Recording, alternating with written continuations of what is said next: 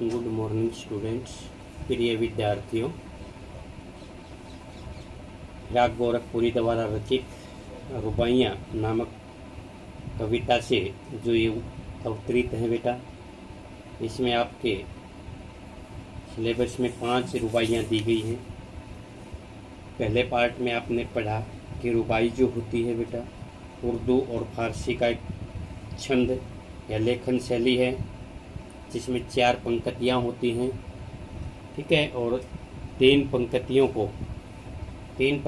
में क्या होती है, पहली, दूसरी और चौथी पंक्ति में तुक मिलता है, जबकि तीसरी पंक्ति जो होती है बेटा वो क्या होती हैं, आज़ाद होती हैं। तो इसके अंदर पहली रुबाई थी, उसके अंदर माँ अपने चांद के टुकड़े जैसे बेटे को घर के आंगन में लेकर खड़ी हुई है। वह अपनी गोद में लेकर उसे हाथों द्वारा झुलाती है, कभी गोद में लेती है तो कभी हाथों पे झुलाती है, ठीक है, कभी गोद में बैठा लेती है। माँ रह कर अपने हाथों बेटों को हवा में उछालती हैं। उस समय जो बच्चा खिलखिलाकर हंसता है तो चारों दिशाओं में जो खुशियों का माहौल पैदा होता है बेटा, चारों तरफ हंसी गूंज सुनाई देती है हमें, उससे माँ की खुशी और भी बढ़ जाती है। बेटा दूसरी रुबाई में आपने देखा कि किस प्रकार से माँ अपने बच्चे को स्वच्छ और साफ पानी में नहलाती है, साफ सुथरे कपड़े पहनाती है और उसके उलझे हुए बालों में कंघी करती है।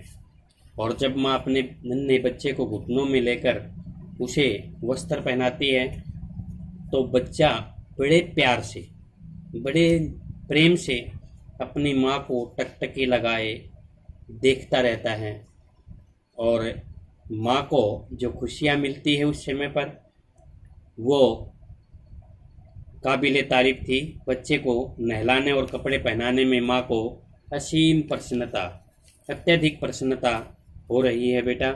तो इस प्रकार से दूसरी जो रुबाई है उसके अंदर जो हमारी पारंपरिक क्रियाएं हैं, क्रमबद्ध कार्य हैं, पहले जैसे नहलाना, फिर कंघी करना, फिर कपड़े पहनाना, ये इस प्रकार से क्रमबद्ध कार्य दर्शाए गए हैं बेटा। तीसरी गज़ल में बेटा कवि ने दर्शाया है कि दिवाली पर्व की जो शोभा होती है वो कितनी अवर्णनीय होती है बेटा।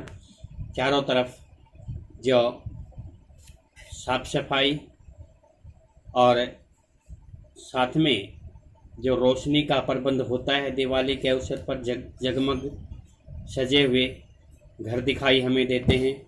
उनके बारे में बताया है कि दिवाली पर्व की सायंकाल को लोगों के घर लिपे पुते और साफ सुथरे सजे धजे दिखाई देते हैं। लोग घर में चीनी के सुंदर खिलौने लेकर आए हैं। वे खिलौने बड़े सुंदर और देखने वाले के मुख पर हल्की चमक ले आते हैं। चारों ओर घर में खुशी का वातावरण छाया हुआ है।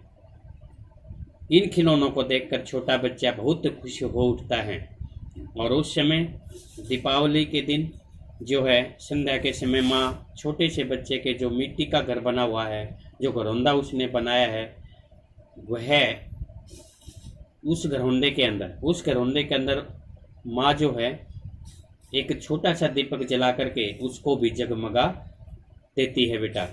दीपावली का पर्व घर की साफ सफाई और रोशनी का पर्व माना जाता है। तो इसी प्रकार से घरौंदा जो होता है वो बेटा मिट्टी से बना हुआ जो घर होता है। आप कई बार देखते हैं कि जिस प्रकार से बच्चे जो होते हैं वो पैर के ऊपर मिट्टी लगा लेते हैं और धीरे से पैर को पीछे खींचते हैं तो वो एक छोटा सा हल्का सा बिल सा बन जाता है, जगह सी बन जाती है, उसी को वे घर मानते हैं, ठीक है। या उस पर कई बार क्या करते हैं, छोटे छोटे लकड़ी के टुकड़े लगा करके, पत्ते लगा करके उस पर मिट्टी डाल देते हैं और दीवार खड़ी करते हैं मिट्टी की ही बना करके। तो इस प्रकार से वो अपना घर तैयार करते हैं खेलने के लिए, सजाने के लिए, उसमें सामान रखने के लिए। तो ये कहा है घरौंदा जो शब्द आया है बेटा, वो वही घर होता है जो मिट्टी से बना होता है बच्चों को खेलने के लिए बेटा। आज बेटा हम चौथी रुबाई जो पढ़ने जा रहे हैं भाग 2 में, इसमें हम देखेंगे कि किस प्रकार से कवि बच्चे की चंचलता और माँ के वात्सल्य का वर्णन करता है कि इसके अंदर आप देखेंगे कि बच्चा जो होता है वो जिद करता है बेटा, क्योंकि कई बार हमने सुना भी है 3 जिद जो होती हैं वो बड़ी जरूरी बहुत ही होती हैं बेटा, बहुत होते हैं ये बाल हट, त्रिया हट और राज हट। ठीक है, तो बाल हट बच्चा भी जिद कर लेता है तो वह उसी चीज़ को प्राप्त करके ही रहता है। त्रिया का मतलब है औरत के बारे में बेटा, औरत भी जब जिद कर लेती है तो वह उसे प्राप्त कर लेती है। और राज हट, राज का मतलब राजा भी जब जिद कर लेता है, चाहे हार हो चाहे जीत हो, वह लड़ाई लड़ता है या फिर कोई भी जब वह निर्णय ले लेता है तो वह टल रहता है। तो इसी प्रकार से ये कहा गया है बेटा कि इसमें भी बाल बच्चे की जिद को दर्शाया गया है कि वह चांद को लेने की जो जिद कर रहा है उसे माँ तो पूरा कैसे कर सकती, कोई भी पूरा नहीं कर सकता।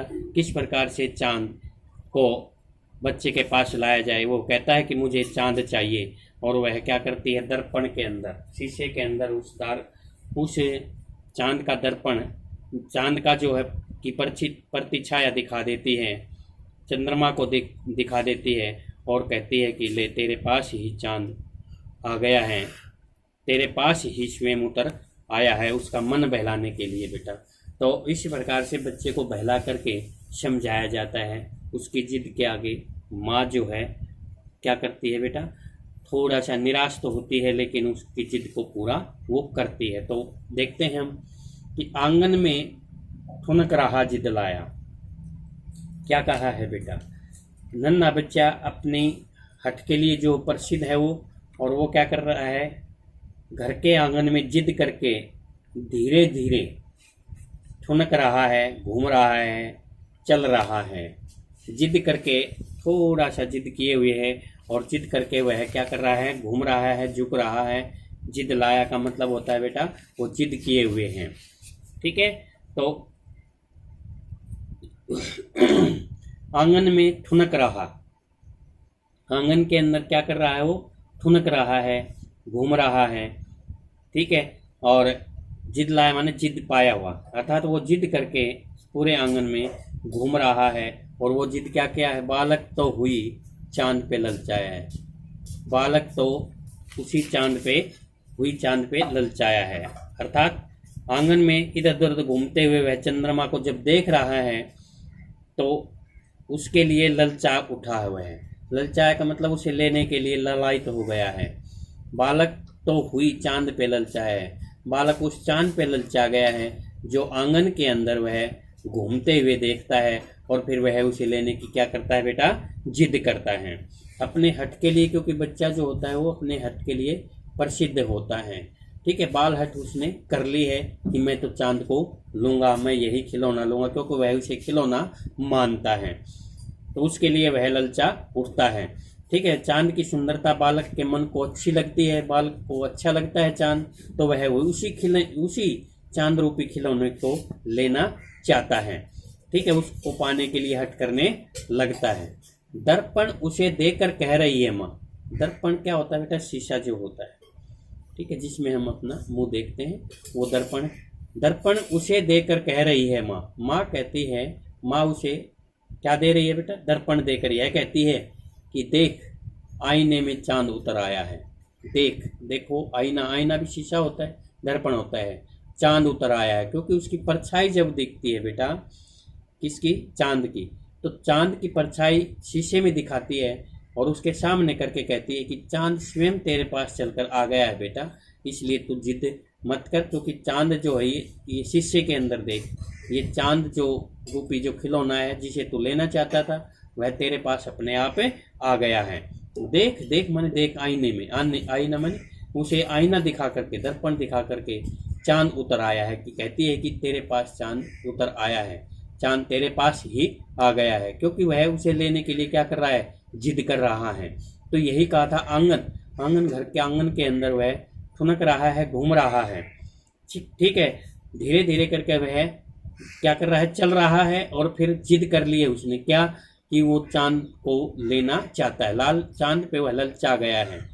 ठीक है, चांद पे वह मोहित हो गया, आकर्षित हो गया है, क्योंकि चांद की सुंदरता को देख करके वह उसे क्या मानता है, खिलौना मानता है और वह उसे लेना चाहता है। तब माँ उसे एक चांद का जो है दर्पण में उसे चांद की परछाई दिखाती है बेटा। ठीक है, दर्पण देकर यह कहती है कि देखो शीशे में स्वयं चंद्रमा तेरे लिए उतर आया है। तो कहने का जो भाव है बेटा कवि का वो है कि बच्चे का मन बहलाने के लिए उसे दर्पण में से चंद्रमा दिखा देती है। तो इस प्रकार से उर्दू मिश्रित भाषा का जो प्रयोग किया है, तो इसी प्रकार से क्या, क्योंकि हम देखते हैं कि कई बार कि आपने देखा होगा बालक कृष्ण अपनी माँ से भी चंद्रमा रूपी खिलौना लेने की हट करते हैं। मैया मैं तो चंद्र खिलौना लई हूँ, मैं तो इस चंद्रमा रूपी खिलौने को लूँगा। तो इसी प्रकार से छोटा बच्चा जो होता है वो भी जिद कर लेता है कि मैं तो इसी खिलौने को प्राप्त करूँगा बेटा। तो इसी प्रकार से ये दिखाया है कि बच्चे की जिद के आगे माँ जो है विवश हो जाती है, और विवश होकर के वो क्या करती है, क्योंकि उसे कुछ नहीं सूझता और वह उसे बहलाने के लिए क्या करती है, दर्पण में ही उसे चंद्रमा दिखा देती है। 5वीं गजल में देखना बेटा क्या बताया है, रक्षाबंधन की सुबह रस की पुतली। ठीक है, रस की पुतली का अर्थ होता है बेटा, रस की पुतली का अर्थ है मीठा बंधन जो होता है। रक्षाबंधन की सुबह, जिस दिन रक्षाबंधन होता है त्यौहार, वो बेटा आनंद और मिठास की एक भेंट होती है। आनंद भी होता है और मिठास, आपस में प्रेम भाव जो भाई और बहन का होता है। ठीक है, रक्षाबंधन के दिन सुबह आप देखते हैं बहनें अपने भाइयों के कलाइयों पर राखी बांधने के लिए कितनी उतावली होती हैं, और वे पहुंच जाती हैं अपने भाई के घर में रक्षा सूत्र लेकर के, कि ये आस के साथ कि उसके जीवन की रक्षा करने के लिए भाई हमेशा सदैव तैयार रहेगा। तो उसमें क्या है बेटा कि रस की पुतली का मतलब दिया है बेटा मीठा जो बंधन है। रक्षाबंधन की जो सुबह होती है वो क्या होती है, आनंद और मिठास की एक भेंट होती है। सुबह होते ही आनंद भूति होने लगती है, और छाई है छटा गगन की हल्की हल्की, छाई है छटा गगन की हल्की हल्की।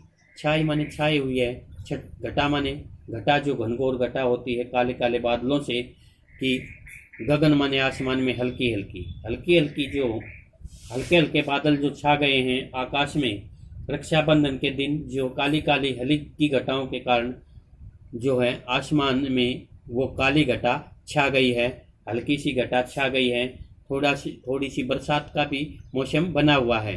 तो छाई है घटा, छाई घटा, छाई है घटा, घटा का मतलब है घटा, घटा जो काले काले बादल उमड़ते हुए आते हैं बेटा, वो आसमान में छाए हुए हैं हल्के हल्के। ठीक है, और फिर क्या कहा है, बिजली की तरह चमक रहे हैं लच्छे। देख ले क्या क्या कहा है कि जिस प्रकार आकाश में छाई हुई घटाओं में बिजली चमकती है, जिस प्रकार आकाश में जब घटा छा जाती है बेटा, बादल घिर जाते हैं तो बिजली चमकने लगती है, उसी तरह से बिजली की तरह चमक रहे हैं लच्छे। बिजली की तरह जैसे आसमान में बिजली चमक रही है, उसी प्रकार से जो बाजार है बेटा, राखी के कच्चे धागे हैं, ठीक है, वे धागे भी चमक रहे हैं बेटा। तरह तरह के आप देखते हैं कि दुकानों के ऊपर रंग बिरंगे आकार के, ठीक है, काला पीला हरा लाल पील जो है वो कई तरह के लच्छे जो होते हैं, ठीक है, लच्छे होते हैं वो धागे जो बेटा जो बांधे जाते हैं। ठीक है, तो वो लच्छे जो हैं, लड़ियाँ जो होती हैं, वे चमक रहे हैं उस बिजली की बाती जो आसमान में चमकते हैं। और फिर भाई के है बांधती चमकती राखी, भाई के है बांधती, भाई की कलाई के ऊपर, इस अवसर पर भाई की कलाई पर चमकती हुई राखी क्या करती है, बहन बांधती है। ठीक है, बहन जो है वो चमकती हुई राखी, जो लच्छे चमक रहे थे, लड़ियां जो चमक रही थी, वही चमकते हुए लच्छे जो है भाई की कलाई पर वह बांधती है, और उसकी लंबी उम्र की क्या करती है बेटा, कामना करती है।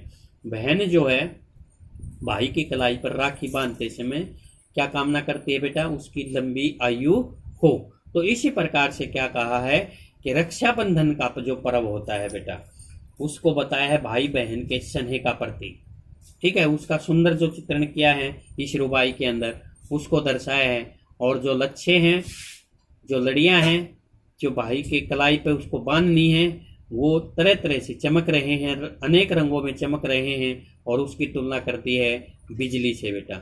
और वो बिजली जिस प्रकार से सावन के महीने में काली घटा चारों ओर छा जाती हैं, और सावन के महीने में ही ये रक्षाबंधन का त्यौहार आता है, तो बेटा चारों ओर घटा छा जाती है आसमान में, तो और बिजली चमकने लगती है। उसी प्रकार वे लच्छे भी चमक रहे हैं, और वो चमकते हुए ही लच्छे कहाँ बांधते हैं बेटा? बहन जो है भाई की कलाई पर बांधती है।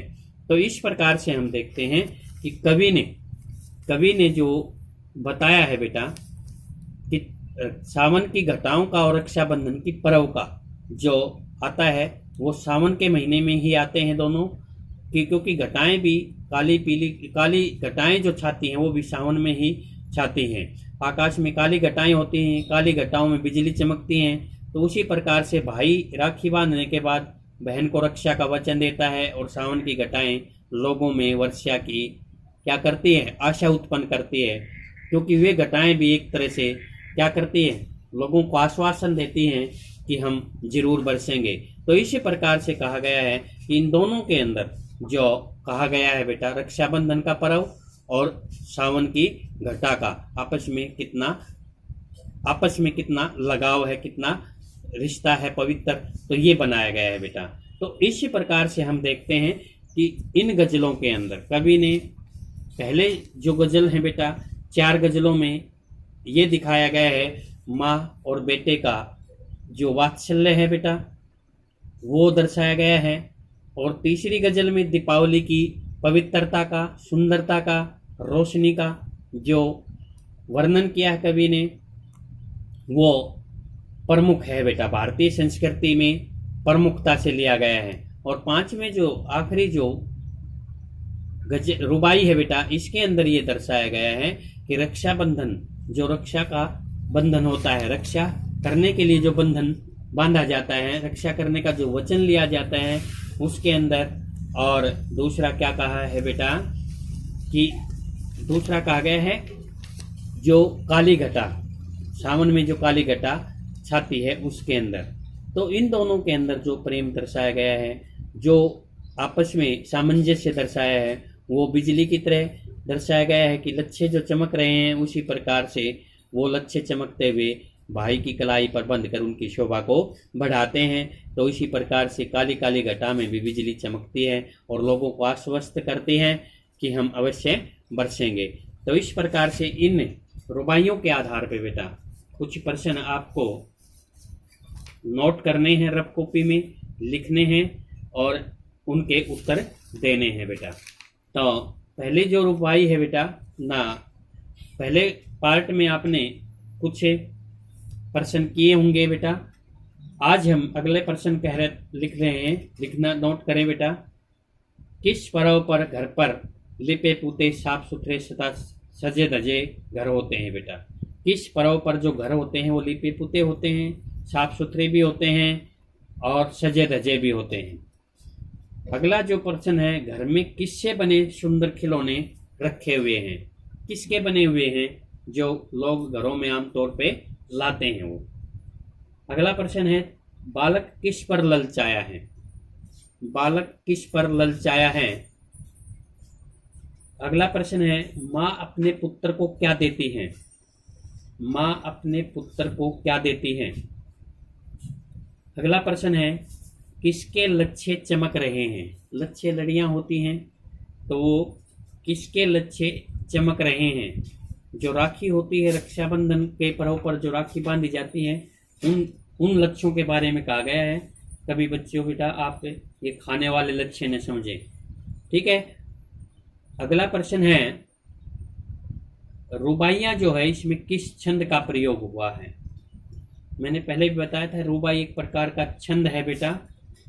तो इसमें किस छंद का प्रयोग हुआ है और इसमें किस शैली का प्रयोग हुआ है? रुबाइयाँ हैं, इसमें किस शैली का प्रयोग हुआ है, ठीक है। और अगला है, जो रुबाइयाँ हैं बेटा इनमें पहले जो 4 रुबाइयाँ हैं उनमें किस रस का प्रयोग हुआ है?